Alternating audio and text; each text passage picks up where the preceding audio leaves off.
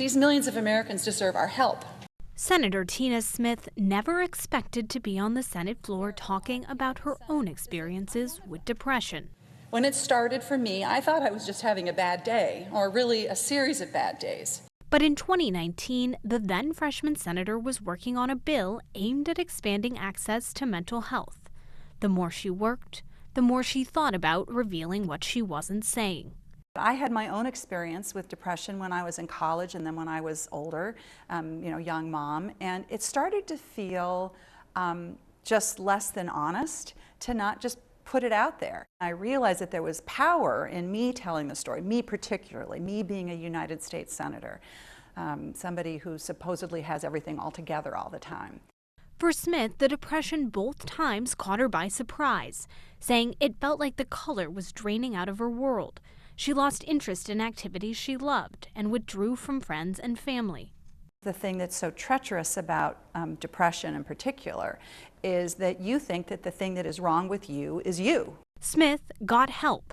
In her 30s, her therapist gave her a diagnosis. You're clinically depressed, that's my diagnosis. I think that you'd benefit from medication to help you. And I was like, I don't want to do that, because then that's not going to be me inside my brain. Did it take time for you to accept the idea of medication? Yeah, it did. It did take time. And again, medication works for some people, not for others. Everybody is in a different position. But it did very much help me to adjust my brain chemistry so that I could rediscover the things that made me happy. Mental illness affects 1 in 5 Americans every year. But for politicians, disclosing a battle with mental illness has long carried political risks. I do. Congratulations, Senator. It's why Senator John Fetterman's announcement in February he was seeking treatment for clinical depression has started to change the conversation. Every time somebody like John or me is open about their own experiences with mental illness or mental health challenges, it just breaks down that wall a little bit more about people saying, oh, it's possible to be open and honest and not have the whole world come crashing down on you. It hasn't always been that way.